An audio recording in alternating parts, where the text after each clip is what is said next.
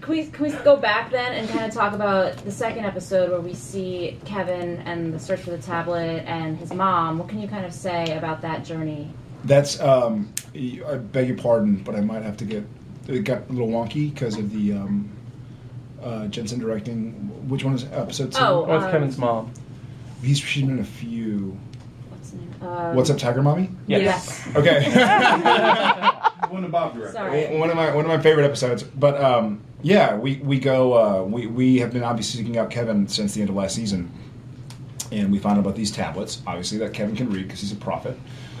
And Kevin, understandably, much like Dean and Sam were, is worried about his mother. And while Dean is very much like, hey, forget about it, we have some work to do, like, I'm sure she's fine, Kevin is resolute and saying, I got to check on her. And so we go to check on her and find out indeed she's been kind of compromised.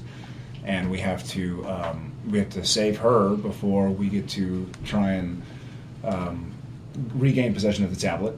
And so it's a fun episode. It puts Dean and Sam in some kind of funny situations where they're these two guys who have kind of been a sovereign entity, and then we've had Bobby and we've had Cass and we've had some of the Roadhouse Hunters, but are kind of, there's a tiger mommy, quote unquote, forced upon us, and so we find ourselves in a situation where we're like, we don't want to buckle our seatbelts, we don't want to just chill out and let us do what we do, we know what we're doing, but it's kind of some nice hijinks, and that's the one, right, we deal with a god, Jim?